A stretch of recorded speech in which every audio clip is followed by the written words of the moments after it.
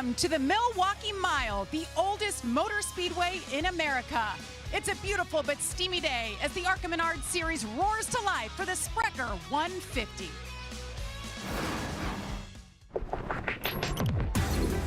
The ARCA Menards Series, all of the teams are ready. Long day, have fun, let's go winners. Green flag is in the air. This is a great opportunity for these guys to showcase their talent. It's so much more intense than I anticipated. We had trouble, hard contact. We got a big crash. This is a big one. I think we're going to see them in victory lane many more times. We are ready to go racing. And it's a big doubleheader Sunday right here on FS1.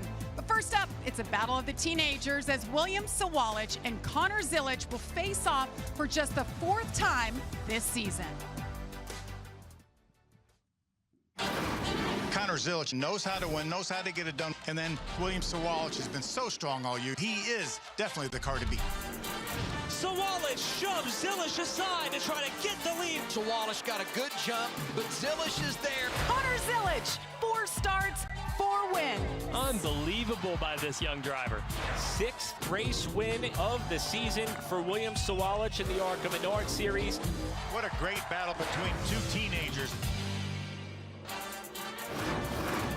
And good afternoon on this Sunday. We're so happy to have you. I'm Jamie Little. He's Phil Parsons. That's Trevor Bain. And those two youngsters, we have talked so much about them, and for good reason. They've won 10 times in 14 races. These truly are the future stars of the sport. Yeah, they are, and I'm really fortunate to be able to watch these young stars in this developmental series, and it has been back all the way back to the 60s with my brother Benny. That's where we see the future stars coming through this ARCA Menards Series. And just look back at the last 3 champions we've had and what all they have been able to accomplish. How about the 2 guys on the end, Jesse Love and Ty Gibbs? Both won 10 races. Only the 3rd and 4th drivers ever in the last 50 years, the modern era, to win 10 races in a season. But let's talk about William Sawalich. You talked about how good he is. He has won 6 times this season in only 9 starts. He's got 5 more starts this year, so I think he has an opportunity, possible, as you take a look at his record from this year. The only blemish is that race at Dover when he got wrecked. And as he was battling for the lead, he has a chance maybe to win 10 races, and he's only going to start 14 times. He has 5 more starts, including tonight. But if he's going to get it done, Trevor, he's going to have his hands full. Well, he's definitely going to have his hands full. You saw that win column there, and it was pretty full, but there were 3 races that didn't have win written next to him, and that's because another guy who's on the front row, Connor Zilic, was in those races, and he did win those races. So these guys, as you mentioned, have battled 3 times. Connor has come out on top of all 3 of those battles. I know that William Sawalich loves this 18 car. It's won the last 3 races here at this racetrack. He's on the pole by 4/10. But what I see out of Connor Zilic and Shane Huffman, their ability to be a second half of the race team, make adjustments, I think that's what's gotten them to victory lane. This battle, Phil, reminds me of Corey Heim and Ty Gibbs. That season, you mentioned Ty Gibbs winning 10 races. Corey Heim won the other 6. We've seen these drivers in 10 races total. They've won all 10, batting 1,000. I hear that song, all I do is win, win, win. You can play it for either one of those drivers, and they picked up right where they left off. Saturday, we had practice session qualifying, and once again, for the 8th time this season, William Sawalich brings home the General Tire Pole Award, so he will lead the field to green, and the guy starting outside, well, the other one we're talking about, the other teenager, Connor Zilic. And the rest of the Sprecher 150 lineup will be on the bottom of your screen, so where your favorite driver will line up. And we will take a moment to say hello to the ladies who are covering all the action from pit road, not just for this race, but the trucks coming up later on. Jamie Howe, Heather DeBoe. Hello, Jamie. What storyline are you watching? Yes, good afternoon. You know, one of the biggest stories coming into this weekend was the fact that at Springfield, for the first time in series history, there were 4 women that were able to finish inside of the top 10. Now, leading the way in terms of championship points for them is Toni Breidinger. She's only 1 point outside of the top 5 coming into the race today. Unfortunately for her, she did have a spin that happened in practice, touched the wall. She was unable to be able to get out there and qualify, so she's going to have to start at the back of the pack. But she said the only way to go is forward right now. She has experience here, and she's ready to use it. Heather? And her Venturini Motorsports teammate Gio Ruggiero is coming into this race with 5 top 5s in 5 starts and hoping to continue that trend today. In talking with the team, they are happy with their race pace, and they said that the biggest challenge today is going to be passing, so the plan early is to make some moves, pass a few cars as soon as the green flag drops. But right now, we're going to send it over to the pre-race for the command. Race fans, it is time to light this candle and get this party started. Here for the command, the most famous words in motorsports. Please welcome from Sprecher, Vice President of Sales, Doug Cullis. Drivers!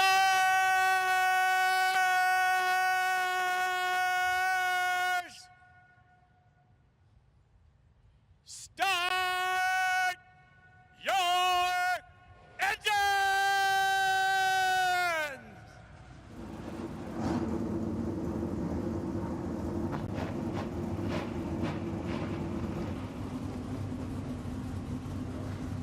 Well done. They got these drivers fired up, and we're just getting things started in Milwaukee. We'll drop the green flag next.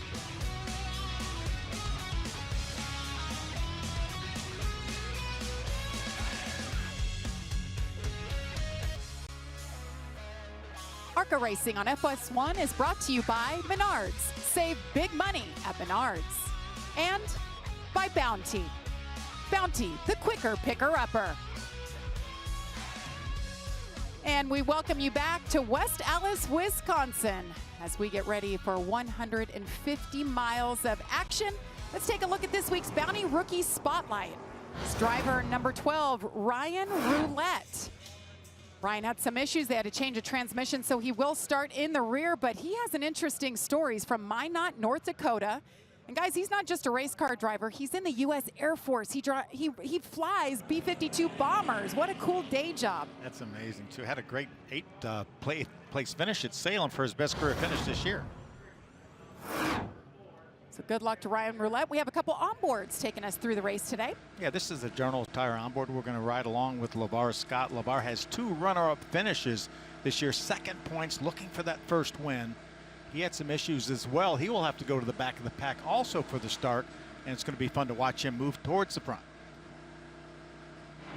See the view on board with Wallace Allen, Sioux Chief onboard camera here, making his 4th start in the ARCA Menards Series. Full-time truck driver, wants to get some extra laps on this racetrack. We've seen the same mindset for Dover, Kansas, and IRP this year when he could run both races back-to-back.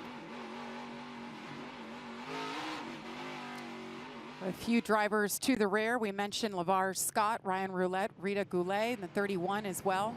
Brian Clubb and Andrew Patterson all to the rear, so they'll have an interesting day. So this week's Sioux Chief fast track drivers, the 33 of Wallace Allen. Starting 3rd, his career best start. He's full-time in the truck series, so you're used to seeing him race a truck. Made a handful of starts over here in the ARCA Menards Series. You see that 8th place finish at Charlotte, his best this season. We've also got 4 drivers. We talked about double duty. You're doing double duty today, Phil Parsons. We've got 4 drivers as well. Wallace Allen, one of them. William Sawalich, Marco Andretti, and Dean Thompson. So they've got a lot of laps to come. A great opportunity too to get some laps on this racetrack in this race prior to the truck race. But obviously, right now, William Sawalich is concentrating on this ARCA race, trying to get win number 7. And stay hydrated. It's supposed to be in the 90s. It's humid, hot and humid here. Beautiful day for racing, though. As we have the teenagers, we've been talking about them all season long. They haven't gone head-to-head a whole lot of times.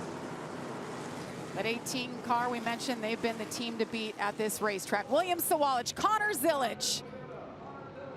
Side by side. We get ready to go racing. We're green from the Milwaukee Mile. William Sawalich starting on the outside, nose to nose. Andres Perez, the point leader, outside, row number 2. Wallace Allen with a great qualifying effort and a great start for him in that blue number 33. Yes, Walsh is able to grab that lead, get out in front of Zillage as they exited turn 2. There's Gio Ruggiero getting by his teammate, Dean Thompson. There's another teammate, Chris Wright in the 15th.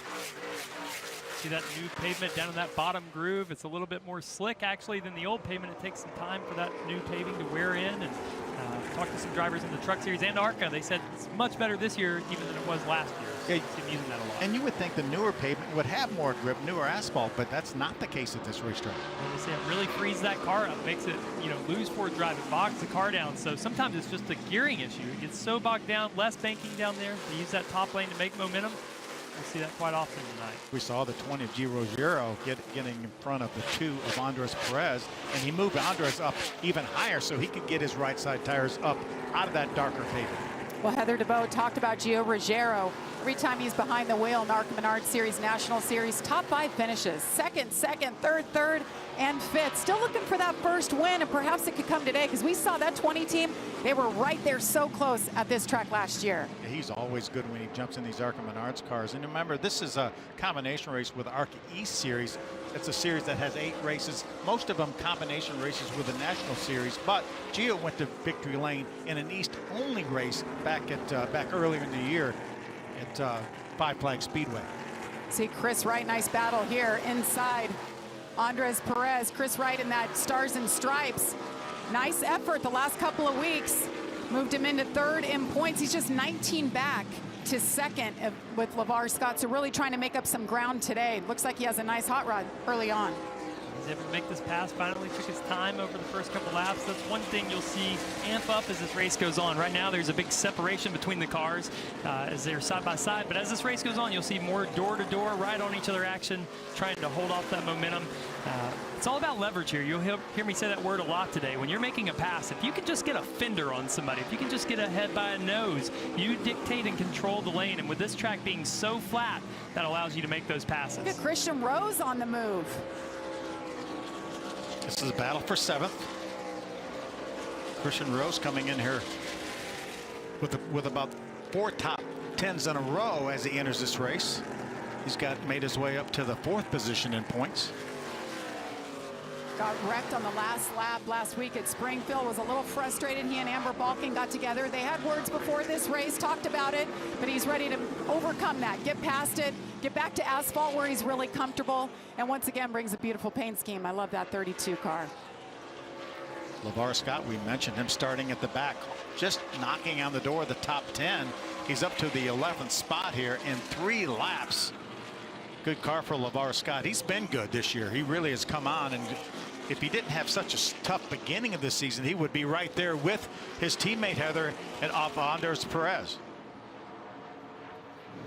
Yes, and starting in the rear today, he had to do that because they had motor issues in qualifying. That car actually shut off on him, so they made some changes to it to fix it, to get it ready for the race. But he told me prior to that, he said, I'm still going to do the same job. Passing cars is my goal right now. He said, I'm not going to kill myself doing it. We have a long race to go. And right now he just opened up his radio and told the team that I really need to open up my entry to make the car handle better. Yeah, and Heather, the hard part about coming from the back of the field at a track like this is tire wear. You put so much abuse on your car as you're trying to take those positions away. You really have to challenge the brakes and the tires. And LeVar's mindset sounds right. He wants to take his time, work through the field. You know you get one more set of tires later, but you've got to make it to that break. So he's managing that as the best he can while trying to gain those track positions. Goes inside Amber Balkin, 4th position there. Love going inside the race car, really seeing and feeling what it must be like in that moment as he makes a move and gets around Balkin, moves into 10th spot. Yeah, Trevor, a lot of the drivers and crew chiefs were telling me this racetrack is extremely abrasive. There's a good bit of fall off that we'll see that these teams will have to deal with. And again, they have to run 75 laps, then we're going to have a break, a 5-minute break, and these teams will be able to change 4 tires for the second half of the race.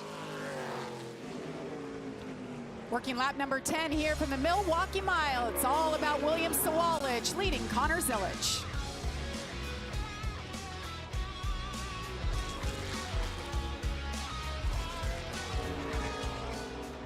For 3 years we've been talking about Brady. Finally it's here. And it seems like he was winning Super Bowls 2 or 3 years ago. Yeah, I hear it's going great. He's so amped up. He's so into it. We saw him on some UFL broadcasts. I think he's going to do an incredible job. What a great team he has around him. So looking forward to that. Yeah, I remember coming over to TV and how weird. I didn't know what play-by-play or I didn't know what even the positions were. But back to this, what we're watching on the screen right now, you see that Connor Zilic is still within reach of William Sawalich, and we saw William be able to check out pretty early by 2 seconds, and his car was super fast. He was running 30-second lap times right on the nose for fast laps. But over these 18 laps, these cars have already fallen off a second and a half. We talked about that tire wear going to break. The lap times are just staying flat for Zilic, though. He's not falling off quite as quick as William Sawalich. We talked about before the race how good the second half of these races have been for the 2018, and I see right now the long run speed is pretty sporty on this car as well. Yes, it is. Right now, 15 cars on the lead lap. Zachary Tinkle back in 15th, hanging on. Battle for 6th right now. Chris Wright, Andres Perez can't shake each other. Nice battle since the green flag dropped for these two. And Dean Thompson, another Venturini teammate to Chris Wright, right in front of them, 55, one of those drivers doing double duty.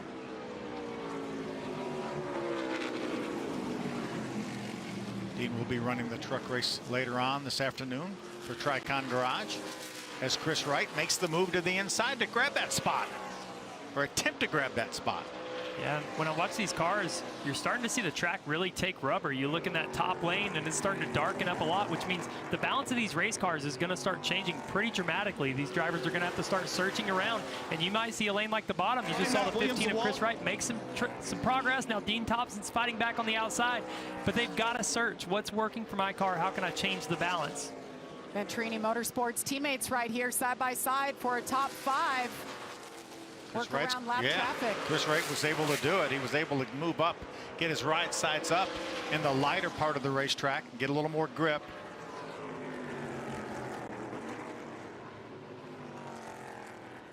Andres Perez settles in the 7th spot just behind them.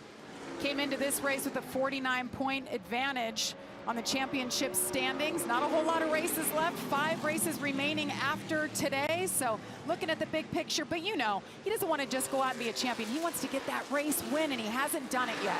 This young man runs full time in the NASCAR Mexico Series. As a matter of fact, he's won there this year. They only have 1 regular season race left, and then they start their playoffs. He's already qualified for their playoffs. But what a feat it would be for him to win dual championships in North America. Well, we mentioned Tony Breidinger and her issues yesterday in practice. She's the biggest mover so far, up 6 spots, Jamie. Yes, and unfortunately with that incident that she had and not being able to qualify, she also missed out on track time. So for her and her crew chief, Kaden Lapsevich, they were relying on what they had back at the sim, but she said that they really didn't have enough laps here to see if it actually translated or not. So these opening laps, being able to go through some of these motions, find some speed, make some passes. On the radio, they're all sounding like there's a lot of momentum here. And like she said before the race, there's only one place to go, and that's forward, and it's all coming together for her right now, Jamie. Well, she's just moving her way forward slowly but surely in the 12th spot now. You mentioned yesterday the issue in practice. Watch that red and white number 25 spins and just gets the wall right there. So they spent their time fixing that race car, didn't get to qualify. Yeah, that was fairly early on in practice. As Jamie mentioned, she didn't get a whole lot of practice time, but she's doing a nice job, though. Nice recovery right now, just outside the top 10 and 12th. Yeah, right now for her, though, she's looking in that rearview mirror, though, because here comes William Sawalich, obviously setting a fast pace, but almost a second a lap faster. She's already 27 seconds now behind our leader, so she's got it on her mind that she's going to need a caution or to find about a second of pace. Working lap 26 here from the Milwaukee Mile. William Sawalich has led them all so far.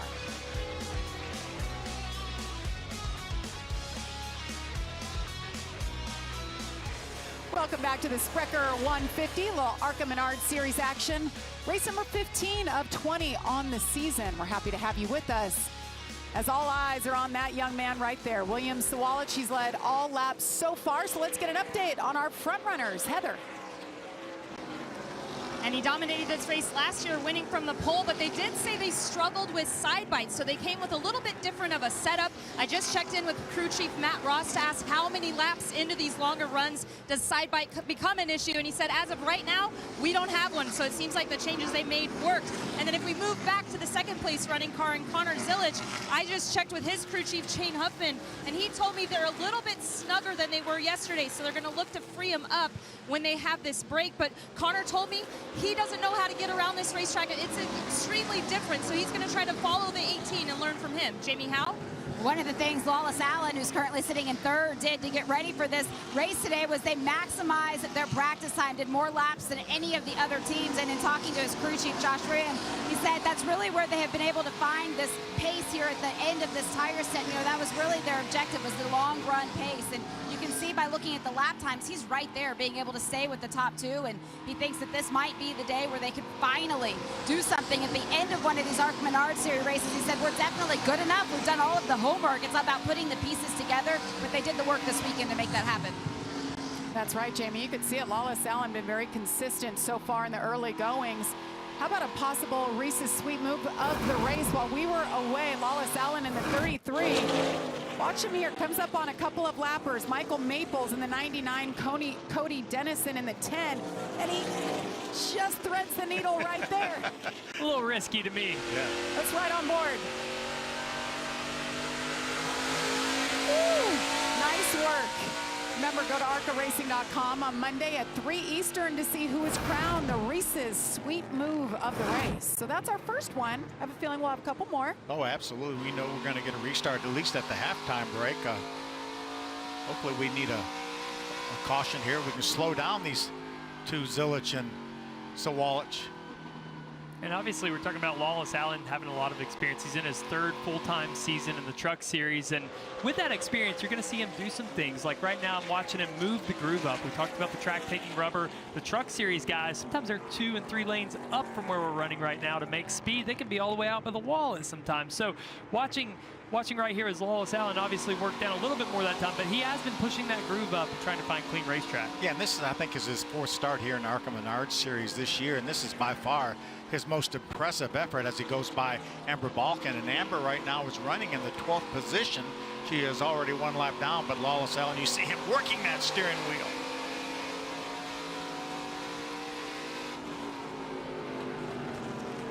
So 9 cars right now shown on the lead lap. Christian Rose in the 32, the last one hanging on. And Phil, you mentioned the race break format that we'll do here. It's a 5-minute break that'll come at or around lap 75.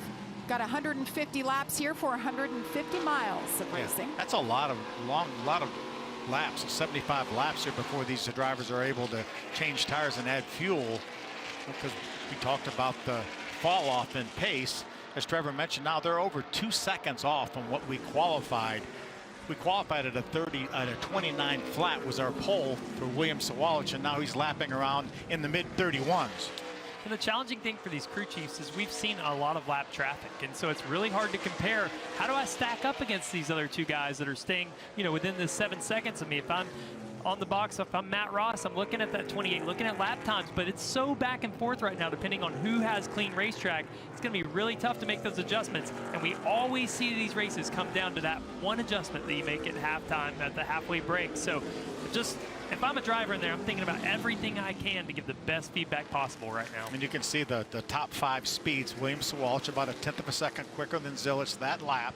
I think clean racetrack, it looks like Sawalich has a bit of an edge on the 28 of Zilic. You know, I was talking to Matt Ross, William Sawalich's crew chief, yesterday, and he said, you know, we've led so many laps. They've led actually 2/3 of all the laps that they've run this year.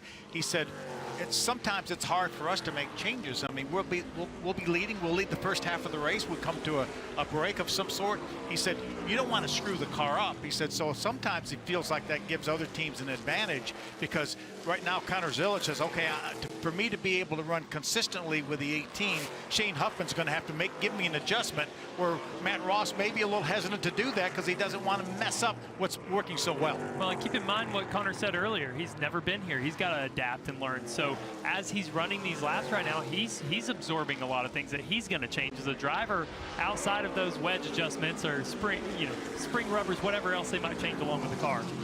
Well, William Sawalich, that's the largest gap he's had over Connor Zilic, just over 3 seconds there, as you see Lawless Allen continuing to work on that lap traffic. He just went around that guy right there, Marco Andretti, in the 17 and worked his way into the top 10. Now remember, Marco just part-time in the series this year, also part-time in the trucks today. They're coinciding together. And this is one place, though, that Marco has a lot of experience.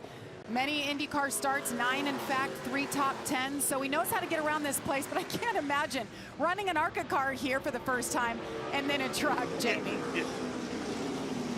No, and that's one of the reasons why he's doing both of the races here this week. And Jamie, you think about all the experience that you mentioned that Marco Andretti brings to the table. This is only the second oval that Marco is signed up for in terms of the NASCAR side of things. He competed back at IRP, did the doubleheader back then, so he's really just looking to get more and more experience. He just wants to feel more comfortable. Right now he's struggling, doesn't have nearly the car underneath him that he wants. He says it's way too loose, but he's got a great team behind him that's coaching him through it and coaching him around it. So he's just all he's looking to do is just improve himself and to grow as a driver. And he's gaining on it. He's just 3 of his last 4 starts, he's finished in the top 10. And this is such a different discipline to anything he's ever been used to in the open wheel stuff. I think he's doing a very credible job here. Right now he's running in the top 10. You know, I had this discussion earlier today with some road course guys and how different stock car drivers are than open wheel drivers. Even the way when we have a conversation, Phil, we dance around, we get our hands up, we're talking about feel. A lot of open wheel sports car guys, they're very visual. They see markers, and you know, Michael McDowell's a good friend of mine. He'll come up and say, where were you lifting at? I'm like, Michael, I had no idea when the car felt like I needed to lift it. But they have markers and things that they look for. So Marco is looking for that feel that he needs right now to go fast. This car is a lot higher off the ground than his Indy car might have been. His seat is, at least, and the sense of speed, the sense of how rigid the platform is. All these things change, and he's got to learn and is learning what it takes to go fast. And as you mentioned, you feel these cars with everything, every part of your body, your hands, your arms, your shoulders, your back, your behind. You feel that in these race cars here, and I'm sure that is something a little bit foreign to what he's used to. Well, Marco's about to learn something brand new for the first time. He's going to be a dad in about 3 weeks. Oh boy, that's an even bigger learning curve. Yes, it is. Billy Joe, his wife, or his wife at home watching right now, I'm sure, thinking about things and how it's going to change, and she no longer can travel, so a lot going on for that family, soon-to-be wife, I should say. But yes, they're getting ready to welcome their first baby. That's awesome. LeVar Scott was able to make the pass on the 55 of Dean Thompson. That moves him up to the 7th spot. Remember, started all the way back at the back, and in 45 laps has moved his way up into the 7th position. I like this methodical pace that he's setting right now. He's just working his way forward. Obviously, you know, has to be cautious. He's 23 seconds behind the leader right now. He is in jeopardy of going a lap down if he doesn't pick it up a little bit. But so far, he's done a great job managing that to be up in 7th place already. Be hard if you're the competition coming into Milwaukee. You're like, okay, there's one car that I'm watching, and that's the 18. Because, Phil, we stopped racing here in the ARCA Series in 2007, came back in 2021. It's been all about the 18 car. 3 times, and caution is out. Gio Ruggiero, the 20. Looks like the right front's down on that car. You see the splitter on the ground. Not sure if that's the cause or the effect there. Yeah, definitely a right front tire down. You can see it right there. I don't see any damage either, Trevor, unless the letters are still on that tire. He obviously must have run over something. Yeah, it's not often you blow a right front tire at an oval and don't have some scrapes down the side of that car. Waiting for clear pathway to drive it down pit road. And I think that was smart. You may say, well, why did he stop on the racetrack and bring out the caution?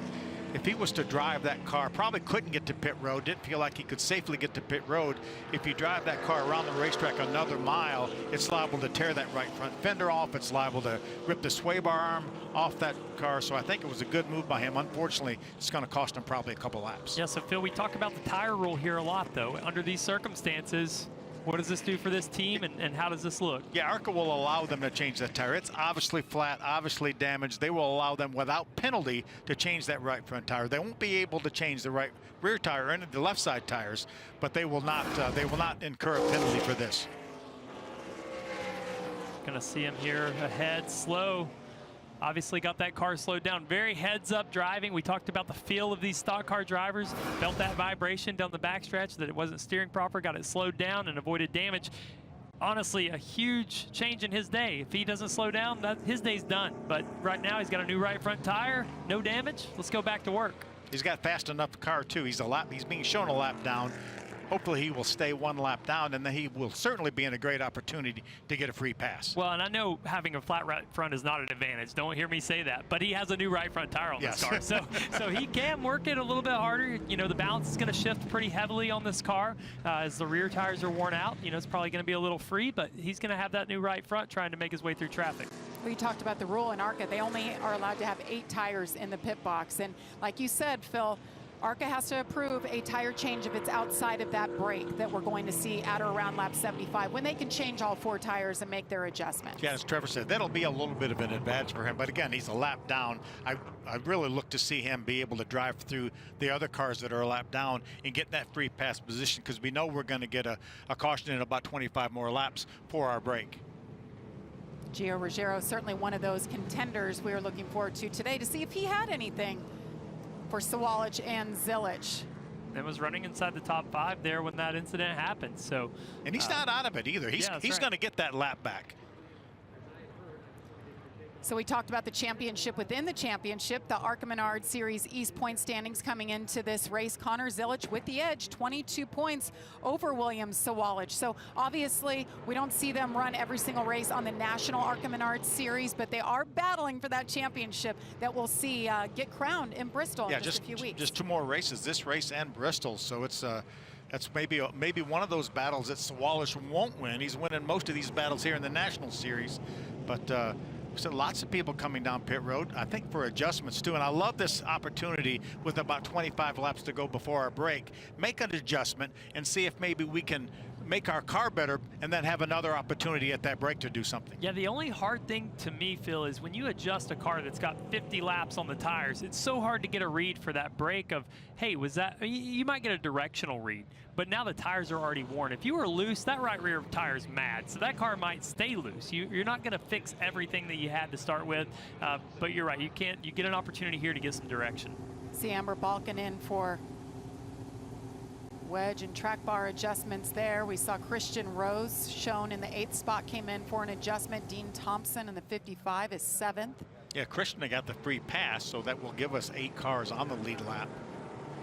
Great opportunity for Christian Rose to come in, and I just like the fact that you can, you know, try to get a little bit direction. Okay, as Trevor said, these tires are old, and they've slowed down over 2 seconds from what they were able to run in a qualifying scenario. But let's see if we can make it just a little bit better now, and hopefully when we put our 4 tires on at the break, then that's going to help too. Let's get an update on Dean Thompson. Jamie.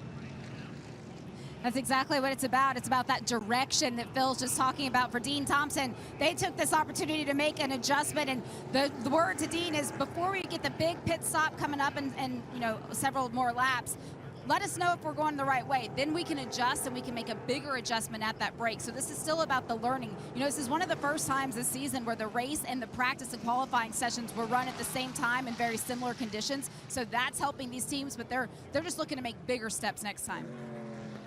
Yeah, lots of sunshine, not a lot of clouds in the sky, but it is hot and humid. So these drivers doing double duty, like Dean Thompson, make sure you're eating properly, right, Trevor? I know that's a big thing for you guys. You talked about the hydration, the food aspect, especially when you're racing in hot conditions, and 2 races in a single day. It was. When I was a full-time driver, I was not finishing my kids' plates after dinner like I do now. That's one thing that has changed in the last 3 or 4 years. But Heather, what you got on the 6 down there? I know he's been working his way forward, still trying to make some more positions up here.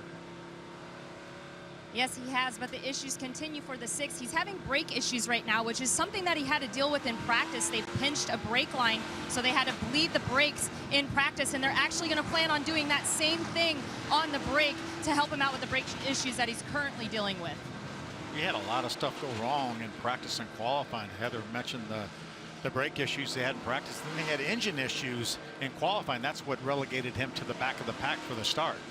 It's got to be frustrating. Just 3 races ago, he came oh so close to getting that first career win at Elko. Looked so solid. Finished second there. There's Gio Ruggiero, who had that tire issue, brought out the caution for the first time today. So that's good news for you watching at home. We're going to have our first restart. Ruggiero will have to go to the back of the pack because we saw him come down pit road. Pit road was still closed, but he had no choice. He needed to get down there and get that flat tire off that car. Yeah, the value of starting in the rear versus not having a right front fender was a lot higher there. Or a sway bar. That's right. So 97 laps to go at the line. You see the leaders switch. Sawalich taking the inside, took the outside on the initial start. He's going to try to get that leverage we talked about. Just be a fender ahead. Whoever can get that position getting into the corner. William Sawalich has led every single lap. Lee starts on the inside. Connor Zilic on the outside. Wants to keep him in his sights, but look at Lawless Allen. He's been so good today. Look at him taking a peek in that blue car on the inside. Nice job by Sawalich to get those right sides up in the grayer part of the racetrack. You see Zilic is able to slide in front of Lawless Allen off of turn 2. See Lawless kind of gas up there in the center, try to close that gap, maybe pack some air on the 28. Wasn't able to get close enough to do that. William Sawalich, Connor Zilic, Lawless Allen, your top 3. Point leader Andres Perez and 4th Chris Wright round out the top 5. This is the best time, Phil. We talked about the importance of learning about what your car needs. Right now is when they're against the guy who's at 1 spot, 2 spots in front of me. What do I need to change? Connor Zilic is watching out that front windshield. How can I change my line just a little bit to make this thing turn better or have better forward drive? Really evaluating his car. Yeah, now he can compare it to that 18 of William Sawalich, who has been the dominant car. These two can't shake each other. Dean Thompson in the 55. LeVar Scott in the 6. Heather just documented the issues that 6 has had, just brake issues, engine issues, but to see him still running like he is, battling for this 6th spot, pretty impressive. Remember, Dean's one of the cars that came down pit road for an adjustment on that caution flag. Got a battle right in front of them. You see Lawless Allen is under attack from Andres Perez in the 2 car. Looked like Andres at the start of the race actually moved back a few positions, but that car has gotten better the longer we've run. Yeah, and he's not one of the drivers, obviously, that came down pit road. So as you said, just as the race is going on, got some wear on those tires, but he seems to be doing better on that longer run, which they know that last year I think we had 6 caution flags, so you don't really know how many long runs you're going to have. He's going by Lawless Allen here, now under attack by Chris Wright. Might have an issue there on that 33. I don't know, unless he just got up high and got rubber on the right side tires, some marbles on those tires. All of a sudden, he just lost pace down the front stretch. So Perez takes over the 3rd spot. Lawless Allen back to 4th, but not for long as Chris Wright picks up that spot, moves into 4th. You hear Lawless Allen, how long it takes him to get full throttle on these old tires. There's Dean Thompson and LeVar Scott still side by side. They've been that way since the restart, it seems like. Best battle on the racetrack right here.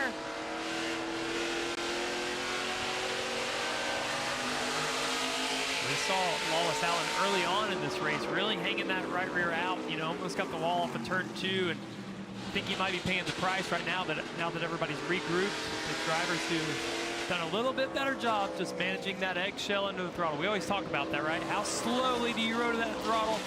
But Jamie, are you hearing anything else on that 33?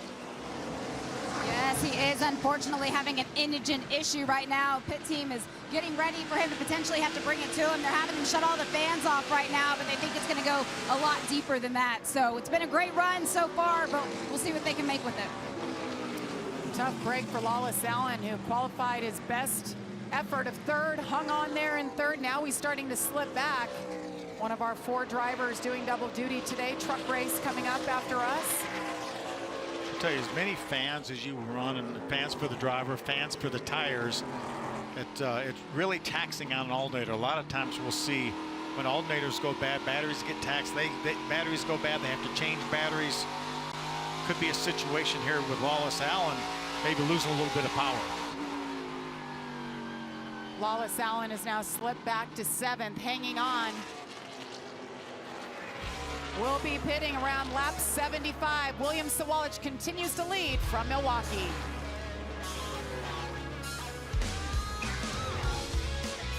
Caution is out for the second time here at the Milwaukee Mile. Trouble for Tony Breidinger on lap number 67. See her right there, had issues in practice yesterday, got into the wall, couldn't qualify. Was working her way from the back to mid-pack, and she had this issue just moments ago while we were away. That's what you see here, Phil. Right there, you see the 32 of Christian Rose and the 25 of Tony Breidinger.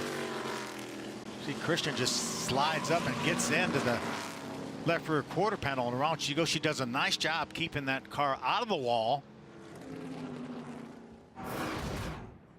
It's a hard thing about a track like this where you're both fighting for the middle. you have room on the outside, you have room on the bottom, but nobody wants to take that room. They want the middle. They want that groove right above that darker asphalt. Christian Rose in the 32. See Lawless Alan come down as well in that 33. Probably get the hood up on that. See what they can learn about their engine issues. Yeah, see if they can diagnose what's going on with that 33 car. It would be a shame. Such a good run going for Lawless Alan.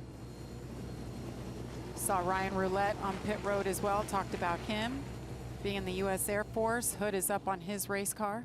Isn't that how racing goes, though, Phil? You struggle. You finally get a good race where you feel like you can contend, and then you got issues like this, right, Jamie? That's why you don't race on paper. You never know what's going to happen. And unfortunately for Lawless Alan, had to go ahead and make this unscheduled stop. And I watched as the team, you can see a couple of Ilmor team members out over the wall with them. And the two of them together, the two organizations working to try and come up with a solution here. But Phil, you talked about it. It's all of the heat that's here today. The fans, everything having to work extra hard. And they're just having to take another look at it, knowing that they're going to go down some laps. But they're hoping to gain something from this, at least learn something. Yeah, the good news is he's still on the lead lap right now, and if he can make it to the break, then they'll have 5 minutes if they can diagnose what's going on and change it. And I know I was talking to Billy Venturini, and they changed an alternator during the 5-minute break at Springfield last Sunday, and so it can be done. So we have 6 laps until that scheduled break, where you mentioned it, Phil, 5 minutes. They'll have to work on the cars, change tires, fill it up for the second half. The Gio Ruggiero did get that free pass, as we speculated, so he now is back on the lead lap. 9 cars on the lead lap right now. Yeah, and for Gio, he knows he has a lot of lap cars in between him and the track position cars with not many laps until our break, so he's probably going to chill out a little bit, just make sure he doesn't get too far behind, which 7-8 laps, I don't think he's even at risk of going a lap down if he just rides. And he knows all these lap cars that are in front of him will start behind him. After that break, all the lead lap cars will cycle to the front for the restart after the break. Looks like William Sawalich will choose the inside once again. He has led every lap so far today in that 18 car, and we kind of touched on it earlier before the first incident, but they have been lights out the last 3 straight races here.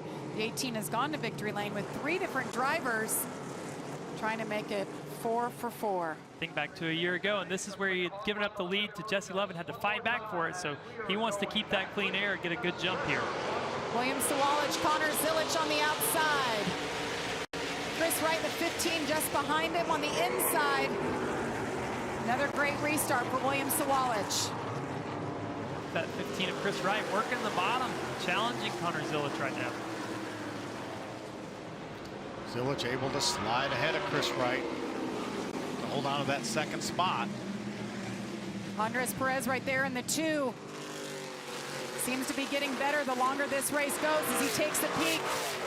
Yeah, I love the turn that I see out of this 2 car right after center. He's able to point the car straight, drive off the bottom. Anytime at a short track, you can have your car pointed straight, not have a lot of wheel in it. Helps your drive off, as we see. Amber Balkan with an issue. She gets it refired. You could see the black smoke. She was trying to get that car refired, and it did refire. We're going to stay green. Got a right front tire down like we saw in Gio Ruggiero on this 22 car. Amber Balkan was able to make it down pit road, so we'll stay under green here. Just a few more laps until that break. Both those cars from the same team, Venturini Motorsports. You can lean on camber, lean on air pressure a little bit to try to help these cars, and you wonder if it's coincidental. You know, we talked about it coming in, Phil. One of the storylines we haven't talked a whole lot about, because we talk about Pinnacle Racing Group and how much winning they've been doing, how much Joe Gibbs Racing and that 18 has been doing. Venturini Motorsports only has 2 wins on the season. We're just not used to seeing that out of that organization. Yeah, we're not. In the last number of years, they've been really dominant in the series. Obviously, Daytona and Talladega, they were able to get the win with Gustine and Jake Finch. You know, they've been knocking on the door. Remember, Chris Wright was about a foot, finished third, but he was about a foot off at Elko a win. So they've certainly had their opportunities, and as we mentioned, the ladies did so well at Springfield, finishing second and third. 4 women under one umbrella for Venturini Motorsports last week. An historic day for sure, but the finishes, and Isabella Robusto, I mean, what that woman has done, looking forward to seeing her in some upcoming races the rest of the season. Yeah, Taylor Reimer, only her second start in the ARCA series. Take a look, we're watching for Amber Balkan. She feels that right front tire go down as well. Good job not making contact with anything with the right side of that Icon Toyota. Very similar to what we saw with Gio Ruggiero. So she was able to bring it down pit road, got a tire on there to hold it over. We're just past lap 75, waiting on that caution for the scheduled break here. Right now, Marco Andretti is in the free pass position when that caution does come out.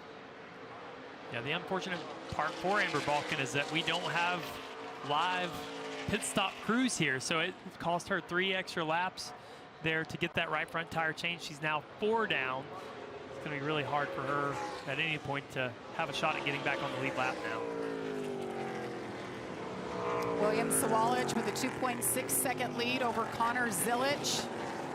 Chris Wright right there, Andres Perez, and there it is. The caution is out. This will be the break. Can Shane Huffman, crew chief of that 28 car, work his magic like we've seen him do so many times this year? And Connor obviously so good with his feedback, even for being at a place for the first time, able to give great feedback, to get those proper adjustments. We'll have pit stops coming up from the Milwaukee Mile next.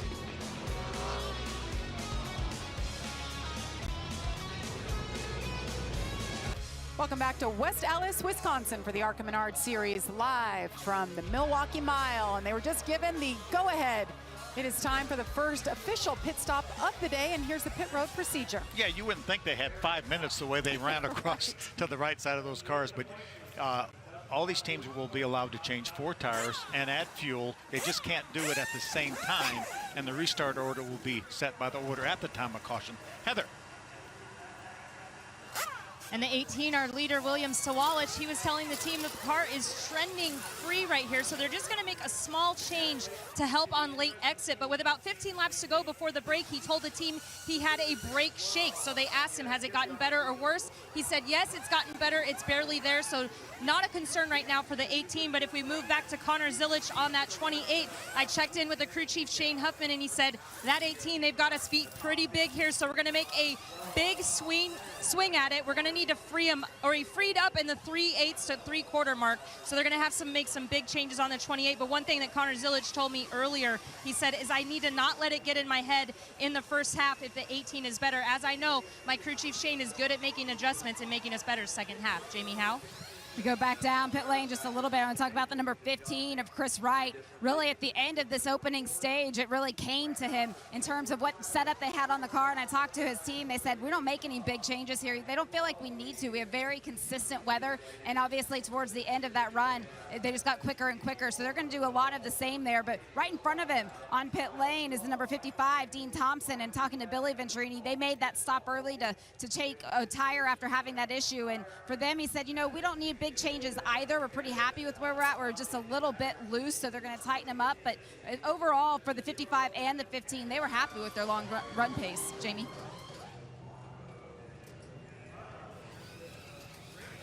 Gives Connor Zilic enough to compete with that 18. Stay right here. Back to the Sprecher 150. Jamie Little, Phil Parsons, Trevor Bain with you, Heather DeBow, and Jamie Howe on pit road. Well, the first official break of the day is in the books. Pit stops have been done, and it's time for our Richmond mid-race report. Let's get an update on Lawless Allen. Jamie.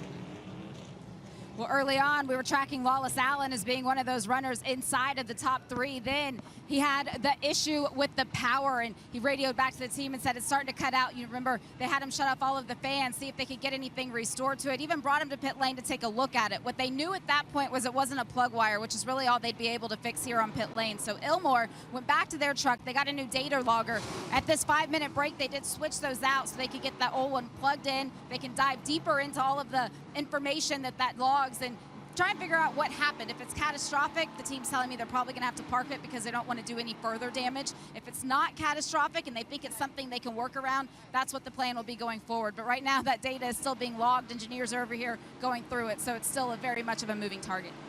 Heather? And Jamie, following up on the issues for the 6 with those brakes, when they came to their pit stop, they did the left side tires first and bled the front brakes on that left front. That's where the issue was with the pinch line in practice, so they put their focus there forward first. Then they went to the right side, did right side tires, bled the brakes on the right side as well, fueled it up. They also made a small track bar adjustment for the handling there for LeVar. But right now the team reminding him just to focus forward and focus on finishing this race to the best of your ability. Well, that team has had their hands full with that 6 machine, but LeVar Scott doing a great job with the team, shown in the 5th position. And Tony Breidinger stopped on the backstretch. Yeah, that truck is not under power. See if they can push it and get her started. But it makes me think if she's going down the back straightaway and it stalls, it's probably not going to refire. Hopefully it will. As you see the lead pack coming on through now. Sometimes you just have those gremlins, and I feel like Tony's just had that this weekend. LeVar Scott, same thing. It's like one issue, they fix it, now another issue, and you can add Lawless Allen to that as well. Yeah, these hot temperatures, though, again, that's really taxing on the batteries and on the alternators. These engines, as Jamie was talking about, they are fuel injected, and they have an ECU, an engine control unit, and sometimes that will, especially if you have an engine that's getting hot, then it will detune itself, and then you certainly have an engine when you're losing juice, then that's obviously going to be an issue. Well, the cars are getting hot, the drivers are getting hot. How about this? Let's go on board with Lawless Allen. Maybe a Reese's Sweet move of the race. It's not on track, but how about this? He gets the ice packs. Ice in his hands, right? I think it needs to be a frozen Reese's cup to qualify a sweet move, you know? That would be better. Holding it on his chest to try to cool down. Some of these drivers run cool suits. This would be a great day to do it. But obviously, as they work on the car, he's working on cooling off his core. Well, yeah. Remember, he has to turn all those fans off, right? They're having the engine issues, so now he's got his fans off. It gets really hot in the car. You know, one of the most stuffy places I've ever been is like at Indianapolis in the summer when your helmet fan quits blowing. Just having some kind of airflow is a big deal. So he's got all that turned off now. You know, but they did take out the ECU to try to look at the data and see what's going on. And as we listen to those pit stops, it's just, I have to wrap my mind around it every time I jump into one of these ARCA races to talk with you guys and watch these races, and how big the options are for those pit stops, what all they can change. It takes me back to like Cup Happy Hour. You know, you can change anything you want to. Come on down. I think about Shane Huffman, and I think about that 28 and how they've made the car better. And I always think, how did they do that with track bar and wedge? You know, like nobody else can make their car that much better, but they can throw springs, they can change shocks. I mean, they can do whatever they want to do to these cars, and it's impressive to watch them make those changes. Yeah, Matt Ross's crew was spending a lot of time on the right rear of that 18 car during that pit stop. We saw them take a rubber out of the right rear spring and probably adjusted it on the shock too, as long as they were under there. Jamie, what are you hearing on Tony Breidinger? Well, the car just stopped. The team thought that it was an issue with the battery that they had yesterday early on in that practice session as well, but as she was being pushed around the racetrack to bring it to the team, it did come back under power. In an effort not to go another lap down, she went ahead and just drove through pit lane. So keep an eye on it for sure, but it seems to be back to running right now. Tony Breidinger 16th right now, 2 laps down. Meanwhile, while we document all of these storylines going on behind him, William Sawalich, he's led all 80 laps today so far. And how about this little nugget? He's led 79% of the laps of races he's won. So when he wins big, he dominates, and that's clearly what it's looking like now. But it's far from over. Connor Zilisch still right there. Remember, they just made those adjustments, so we'll see if Shane Huffman worked that little magic stick like he's done so many times. Yeah, looking forward to this restart right here to see if Zilisch has anything for Sawalich. Sawalich is going to take the inside once again. That's worked well for him the last 2 or 3 restarts. Well, and Williams' car on that initial restart with brand new tires, 10 laps, he was just on fire. He was, 3-4 tenths faster than our second place car, the 28 of Connor Zilisch. Be interesting to see if they close that gap on the short run or if they're more focused on the long run speed and making this car hang on. So here we go. Second restart of the day. All right, here we go. William Sawalich on the inside, Connor Zilisch outside. Chris Wright, Andres Perez behind him. More evenly matched as they head into turn 1. It was a nice restart by Zilisch. He's going to keep. Stays on his right rear quarter panel. He's there on that right rear quarter panel. This is the closest they have been all day. The momentum now by Zilisch on the outside. He's going to pinch him down now that he has that fender lead. He controls the lane, and that's what Williams is fighting back to do. If I can just get my fender in front, I can control it. Joe Gibbs Racing versus Pinnacle Racing Group side by side. These two teams have dominated this year, winning 10 of 14 races. That was full commitment right there by that 18 car. Full send down in the corner. Zilisch was actually able to lead that lap. He got to the line first, and then Sawalich said, no more of that. I'm going to drive in this corner and get back by you, and he did it.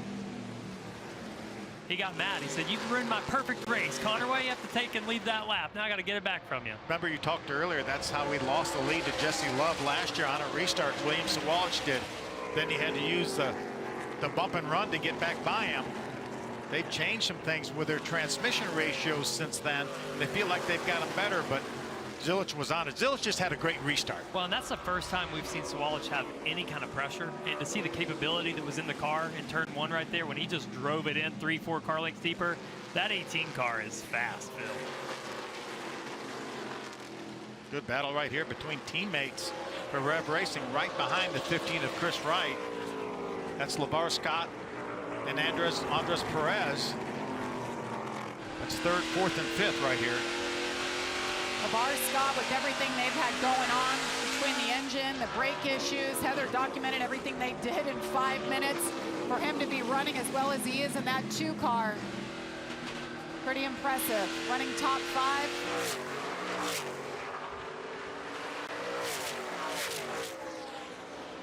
This is just the 4th time that we've seen William Sawalich, Connor Zilisch go head-to-head in an ARCA Menards National Series.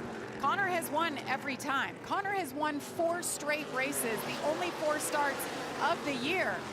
Today that could come to an end, Phil. That perfect score could come to an end if he can't beat that 18. Yeah, don't you think that doesn't bother the 18 bunch too? Because they want to be the lead dog out here, and they have been most of the year with 6 wins and 9 starts. But as you mentioned, when that 28 shows up, it has the measure of them. So I think this may be a statement race for that 18 of William Sawalich.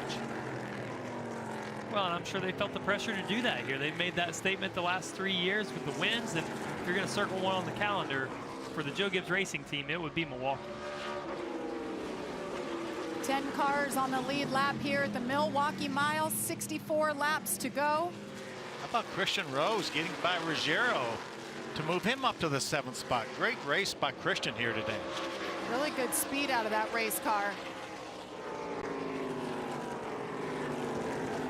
Christian Rose, probably the tallest driver in the field, a former D1 baseball player. And the hardest thrower. The hardest thrower. Yes. I wouldn't want to get in his way. William Sawalich continues to lead about a second over Connor Zilic with 63 laps remaining.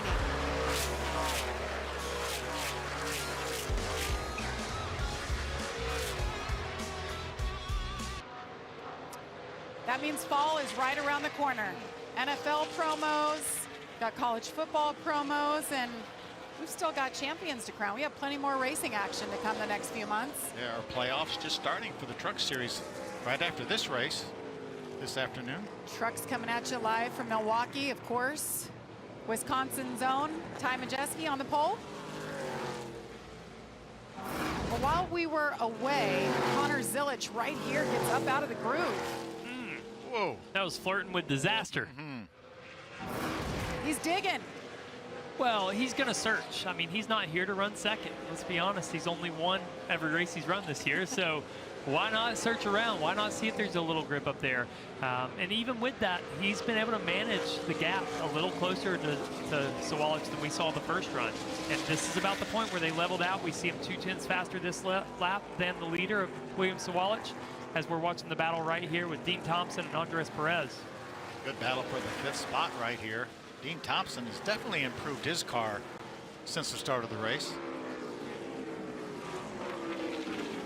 Dean Thompson making his 4th start this season.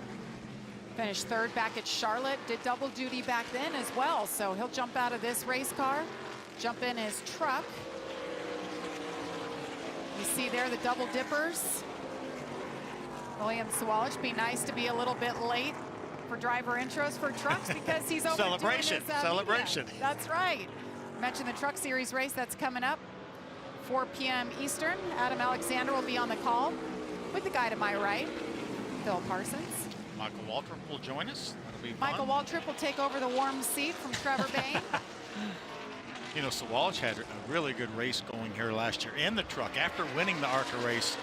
Finished in the top 10 in both stages, was running in the top 10 and right around the top 10 and got spun out late in that race. So looking forward to see what he can do this afternoon in that truck race. This 18-year-old is so impressive. And what Toyota Racing is doing, he's actually 17. Connor Zilic, who's battling him, is 18. But last month. He turned 18 last month. Just last month.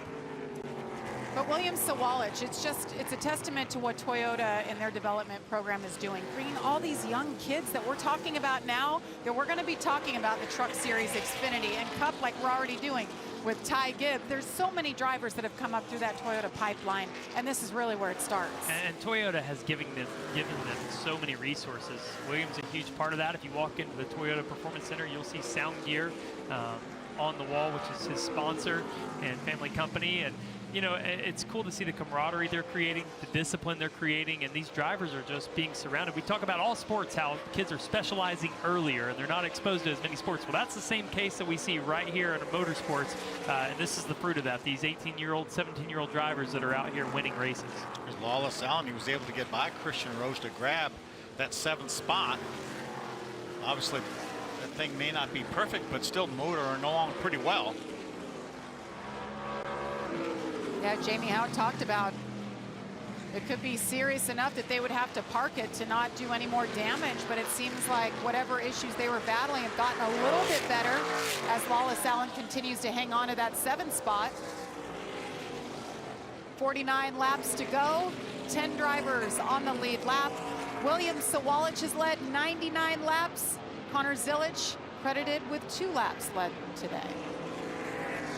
Battle continues for the 5th spot with Dean Thompson and Andres Perez. Andres knows that his teammate and his closest pursuer in the point standings is a couple spots ahead of him, so certainly would like to grab this spot, grab another point. Each position is 1 point. Ooh, Dean Thompson going wide. Left the door open. This has been the closest battle from the drop of the green flag. These two have not been able to get past each other, and it's been a heck of a battle. Love to see it.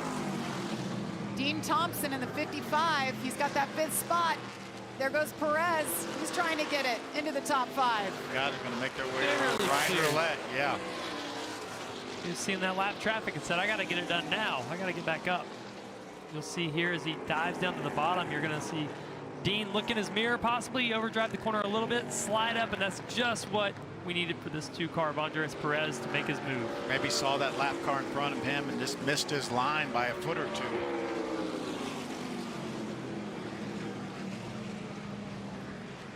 .46 laps to go from the Milwaukee Mile. William Sawalich is the man to beat. Can he hang on and get it done? Welcome back to the Sprecher 150. So you've heard us talk about it and may be wondering, what is it? Well, it's a fire brewed craft soda right here in Milwaukee. In fact, it's the oldest craft brewery in town, in the state, maybe even in the country, but it's pretty unique. So pretty cool that we're in their backyard, and I know they gave the command to start engines today, so. Can appreciate their involvement. Absolutely, especially, ARCA Menards Series. Yeah. Support the Milwaukee Mile. This is such a long historic racetrack. It started in the 1800s as a horse racetrack. Then it went to auto racing. It's, I think, the longest operating racetrack in the world. Yeah, predates the Indianapolis Motor Speedway. It really does. Yeah.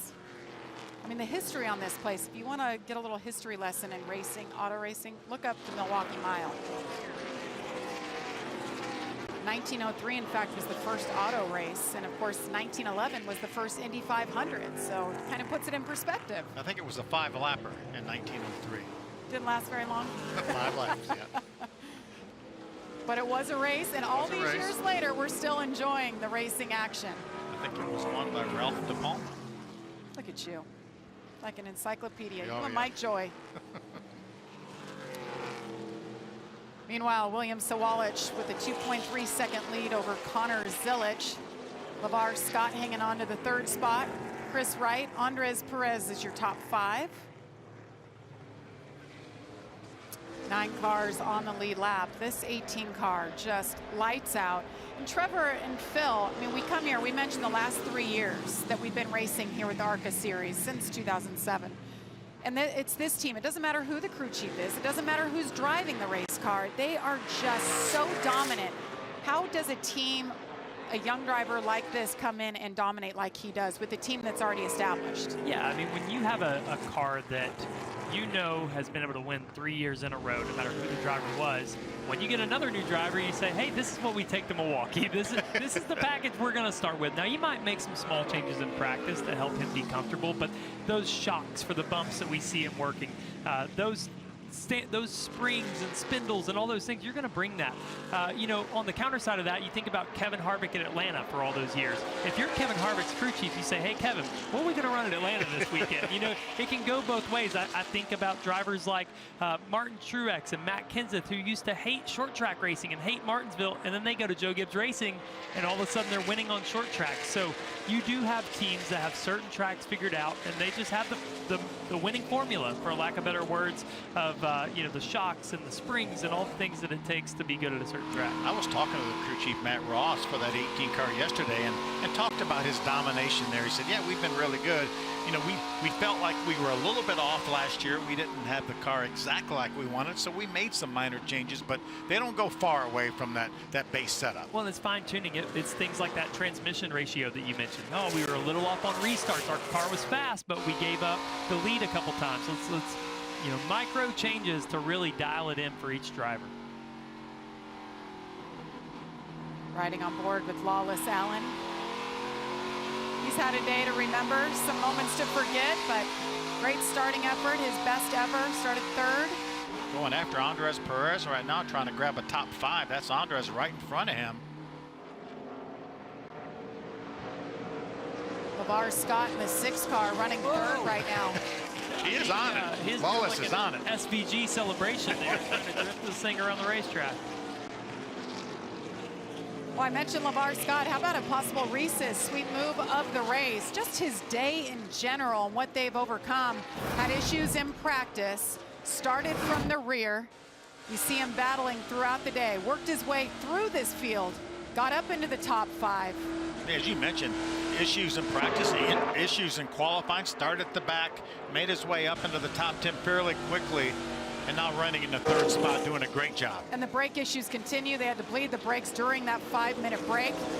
So visit ARCARacing.com on Monday at 3 Eastern to see who is crowned the Reese's Sweet Move of the race. So we've had some unique ones.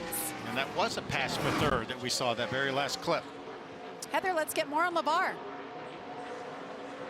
And earlier in the race, Trevor mentioned how methodical he's being, working his way up through the field. But I talked to him earlier, and he said he's actually reading a pretty interesting book that his karting trainer, Sergio Campos, recommended for him. It's called The Science of a Racer's Brain. So really it provides an understanding of the driver's mind at a deeper level. He said, it's not going to make me go faster, but it'll teach me thought processes. So maybe that today has been the key to keeping him calm in dealing with the adversity that he's gone through.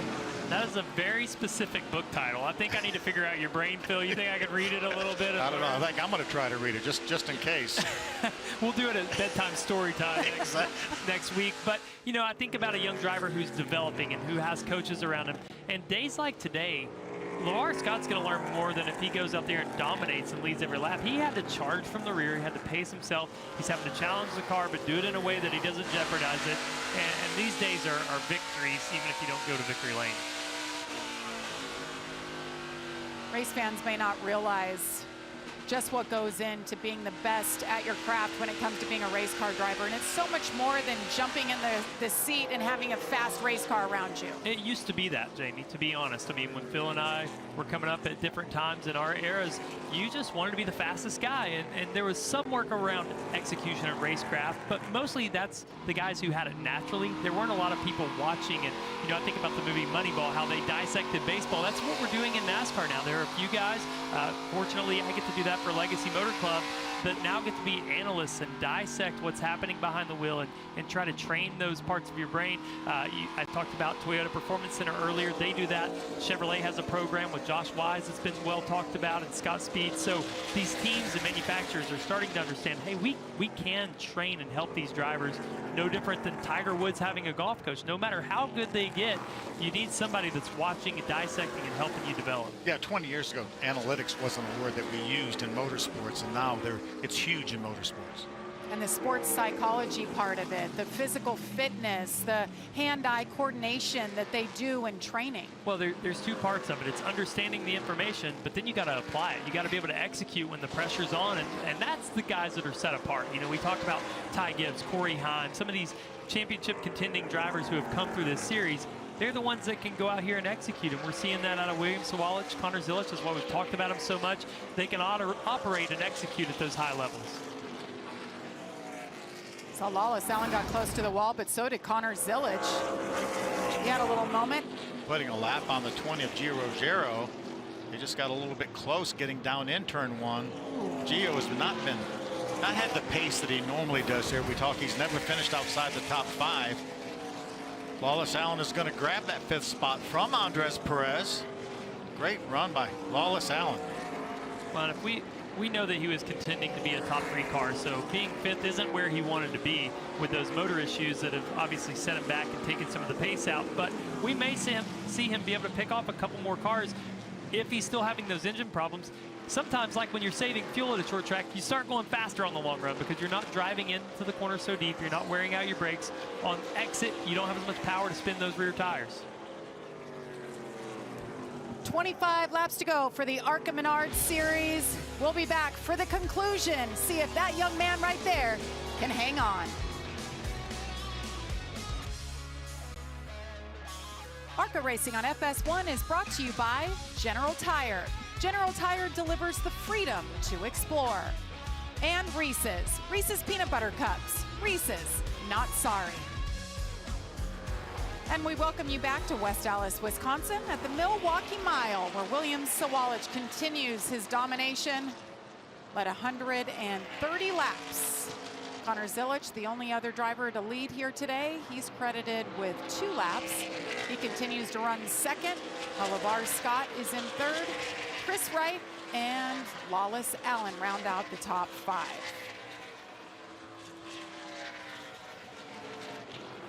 About the 11 of Zachary Tinkle having a good day, Jamie.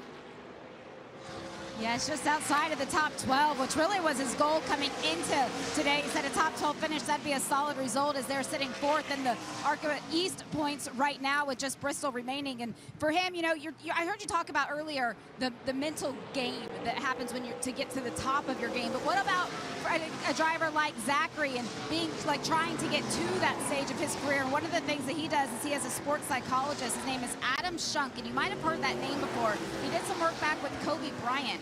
What he told Zachary coming into this weekend is that every setback is the opportunity to overcome it. That was something that Kobe always believed in. So that's what Zachary was bringing into the race today, just trying to continue to learn and better himself as a driver. And he's right there knocking on the door where he wants to be. So it's getting close and it's getting exciting for him. Friendliest kid in the garage. Greets you with a big smile. Yeah, I'm looking at the grill of this race car. He has some serious damage and a major piece of debris. Yeah, it looks like it's poked in there. So hopefully it's not blocking off the air to the radiator on that car. Doing a nice job. That is a battle for position with Cody Dennison, the 10 right behind him. Zachary Tinkles from Speedway, Indiana.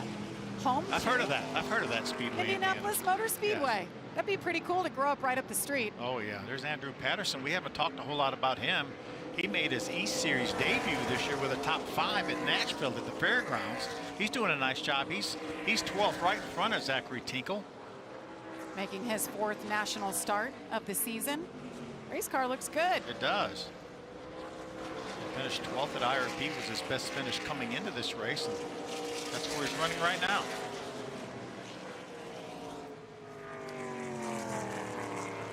So 5 races remain for the ARCA Menards Series. Next race, Du Quoin. Next Sunday, September 1st. September already next weekend. That'll be on FS1. You know, we mentioned at the top of the show that 6 wins already this year and 9 starts for William Sawalich. As we take a look at second place running Connor Zilic, if he could win here, if he can hold on and win here, that would be 7 in 10 starts.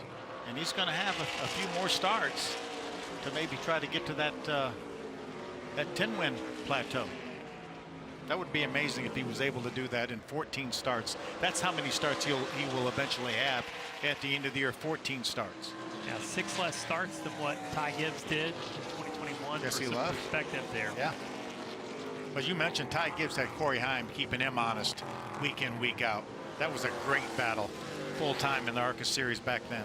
Yeah, you know, we've talked about it a few times, but it's amazing to watch how much of a springboard this series is. I mean, you look at the names, you talk about Nick Sanchez, you talk about Jesse Love. I mean, he goes out at Daytona, he's on the pole first race in the Xfinity Series. He's already won a race this year. You talk about Ty Gibbs in the Cup Series only 2 years after being in ARCA. He makes his first Cup start in 2023, and then this year he's contending for a playoff spot. So getting experience in these cars and competing at the highest level, I mean, if you're in 3rd or 4th right now, you might be racing against a guy who's going to be a Truck or Xfinity Series champion, or even in the Cup Series playoffs in 2 to 3 years. Well, it's funny you mentioned that. You look at the winners already. It's strange. We're racing on a Sunday. Cup has already been done. They're in Daytona, Cup Series last night. You see the winners. Ryan Truex got his win on Friday night. Harrison Burton, congratulations, got his first Cup win. But where did they come up through? The ARCA Menards Series. You see both winners in ARCA. Ryan Truex getting it done in ARCA East, and then the National Series for Harrison Burton. So their roots started here. To your point, Trevor, this is where they start. Yeah, we've seen most of them come through here for sure. As you know, as Trevor's talking, you know, Trevor went to Pocono just to get a little extra experience, jumped in an ARCA car, went to Victory Lane, his first ever start. Yeah, 1 and done, Phil. Yeah. 1 and done. That's pretty good. Felt like I had nothing to gain after that, you know? Batting 1,000, kind of like the guy in 2nd right now. We'll see if that changes here in 9 laps. And I know we've joked about this before, but I always said in my career in reverse, I won a Cup race, then I won an Xfinity race, then I won an ARCA race. So I don't know what that means about being here on TV with you, but yeah, I'm not sure what that means, as a matter of fact. Give me a few minutes to think that over. Okay. How about this now? William Sawalich trying to lap our point leader, Andres Perez, in the 2 car. Gotta take your time. Don't take any chances there. You don't need any caution flag, William Sawalich. And you definitely don't want to be a part of the caution flag. 8 laps remaining here as the leader, William Sawalich. trying to put Andres Perez a lap down. That would mean 5 cars on the lead lap. That's just how fast this 18 car is. Unbelievable. Single car operation here in the ARCA Menards Series. They do have an affiliation though, Jamie, right? You think maybe with Joe Gibbs? Yeah, I think that that Cup operation and Xfinity might program help a are little pretty bit. strong. Also, Jason Ratcliffe, Matt Ross in the same shop with the Xfinity program. Their ARCA cars, I mean, they have been so fast. You think back even to the Joey Logano days, and when he came over and ran with Venturini, that kind of kick-started, I think, Joe Gibbs' desire to be a part of this series and to develop young drivers. Remember, Raleigh Herbst was a winner in the Joe Gibbs ARCA car. See second place right there. Connor Zilic has his hands full with lappers. About 2.5 seconds back to William Sawalich. See Zachary Tinkle, the 11, moved way out of the way. Nice move by that young man. Such a beautiful day here for racing. Really nice when you're in the air conditioning like us. I know some tongues will be wagging when they climb from these race cars. They cross the start-finish line. It'll be 5 laps to go from the Milwaukee Mile. Gotta say, we hyped this up pretty big, and I was leaning tower towards Zilic on this race today with the history that we've seen throughout the year, but William Sawalich and Matt Ross have just done a phenomenal job executing the entire weekend. You think about from practice being the fastest car by 4/10, going out and qualifying, being 3.5 tenths on the pole, now leading all but 2 laps so far, having the guts to pull a spring rubber out, make some changes on the brake at 75 laps. And now they've managed to make their car even better as the race has gone on. And that's the guy right there. That's the architect of this team, Matt Ross. Remember, he's not only won with William Sawalich this year, he also won with Tanner Gray in this 18 car in a race that obviously William Sawalich wasn't old enough to run. Well, we mentioned that every time William Sawalich has gone to victory lane, which has been 6 times this year, he's led 79% of the laps. And he's done that again today. Just complete domination. Well, and that shows preparation. They show up to the track. They've been to the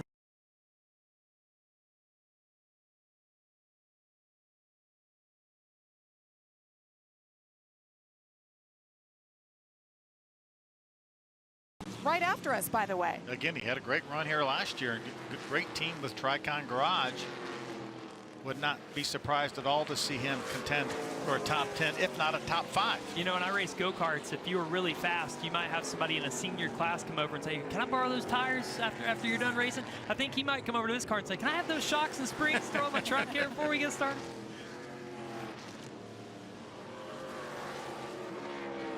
What a day it has been for William Sawalich. Connor Zilic, they gave it their all. He drove as hard as he could. They made the adjustments at the break, just not enough. You see the white flag. They have 1 to go. And you can see on the left side of the screen, you see he's got almost a 4-second lead over Zilic. But to show the domination of those 2 cars, you see right now third is 29 seconds behind Sawalich. William Sawalich last year set a new track record. This year in qualifying, broke his own record. For the 7th time this season, William Sawalich crosses the line first. He gets it done at the Milwaukee Mile. 2nd straight win for this 17-year-old at Milwaukee. That's 4 wins in a row. 6 out of the last 7 for Sawalich in the ARCA Menards Series. And the first time Connor Zilic has to watch somebody else in victory lane. As Sawalich makes his victory lap, we'll step aside. We'll come back and hear from our winner on the backside.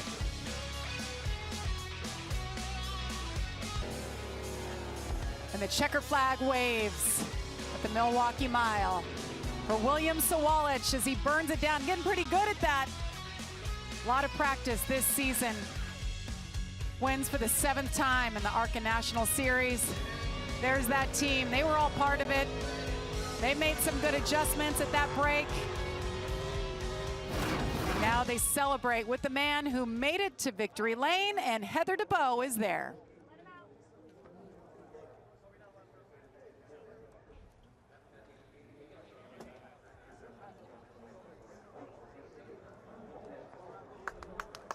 And William Sawalich dominates the race once again. This is the 5th race this season that he has won from that pole position. We've talked about the dominance with the 18 car here at Milwaukee and in the ARCA series in general. So, William, as a driver, what does it mean to you to be a part of this team with the performance that you guys show week in and week out, and how you contribute to it as a driver? Yeah, for sure. I mean, we put in a lot of work to be good at places like this.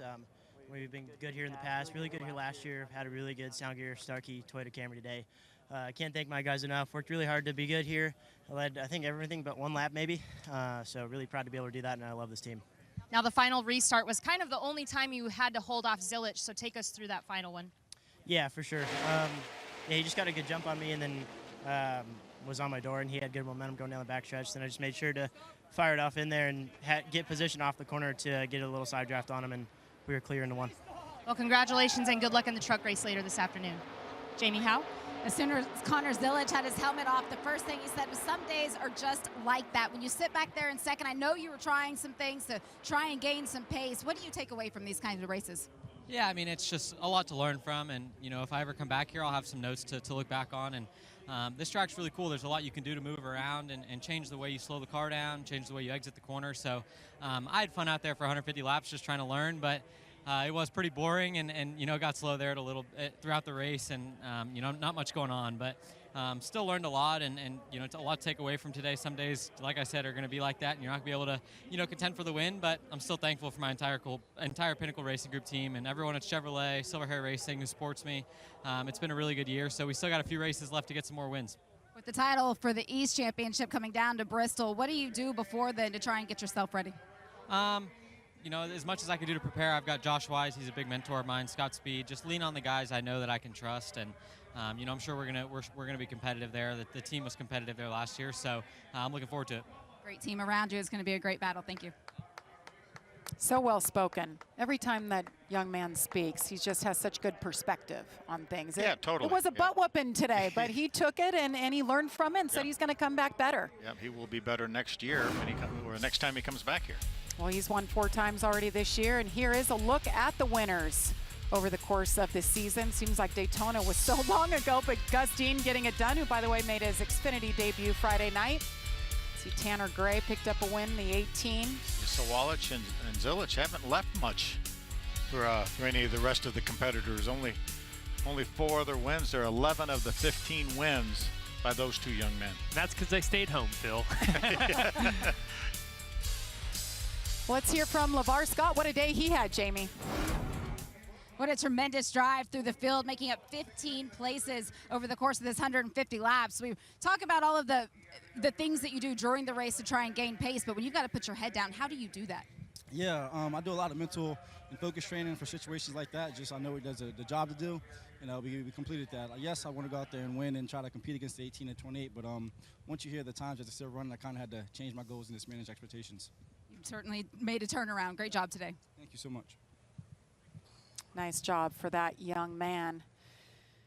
Second in points as they stand right now with 4 races remaining on the season. 5 races, I should say, speeding things up. But you see the points gap there, 46 points back to his teammate, Andres Perez. Yeah, LeVar gained a few spots on, a few points, I should say, on Andres Perez. But he keeps piling up those top 2, top 3 finishes. And then, you know, he's in position if something happens to Andres. Andres doesn't finish out of the top 10 very often, so he's going to have a little trouble, I think, for LeVar to really make a run at him. I can't help but think if William Sawalich was 18, what the points would look like in the win category, what that would look like if he was at every single race. But and Zilich too. I mean, Zilich wasn't 18 till last month, so it's amazing, and it's really fun to watch those 2 drivers and the jobs they do. Well, Chris Wright had a great day too, bringing it home 4th, Jamie. For Chris Wright, you know, the second half of the stint on the tires, the car really came to you each time, but you didn't make any big changes at that break. How was the second half of this race different than the first? No, we didn't make any big changes on the car because, you know, the first stage I thought we did pretty well, and the second stage I said, hey guys, let's just put some fuel in it, maybe do a tire pressure change and go from there. But no, the second half, the first National Bank Toyota Camry did a really good job. It was a great run indeed. Great point save for you. So we continue back. I'm going to take a look back. I know that right behind Chris is the number 33 of Lawless Allen. We documented the fact that he had the motor issues. He was running inside of the top 3. You were quick all day long. As I know, we weren't expecting us to come back here to you so fast, but you had the speed, then you had the issues. The team, everybody rallied together to try and keep this car going today. What were you dealing with in the car? For most of the first stage, I was dealing with just not being as fast as the 28 and the 18. We kind of saw that one coming. Hoping to get lucky. We were all running the same times, but I'm sure they were cruising. But then it went down a cylinder. We were trying to figure out why, so I just dropped anchor. We came in, swapped the ECU, fixed it for like 2 laps, and then the rest of the race, it was just kind of off on, off on. Sometimes I'd bury it off with full power. Sometimes I've had none. Sometimes I'd get to it with full power. Sometimes I wouldn't have any.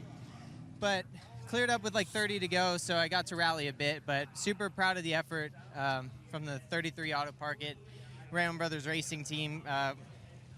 We did a good job, all things considered. We were fast. We qualified well. We raced well. We're able to rally back from a time where I thought we'd just be like, all right, our day's over. But happy with everybody. Happy with what I learned. Big thank you to Ford and Auto Park It once again, and onto the truck race. Coming from the back, so I'm looking to get the hard charger $1,000 next week. Yeah, that rally continues. Truck racing coming up next. Lawless Allen will be in that one as well, Jamie. That's right, best career finish for him. We're looking forward to the truckers as they kick off the playoffs. That's coming up at 4 Eastern. We're so happy you joined us today for the ARCA Menards Series.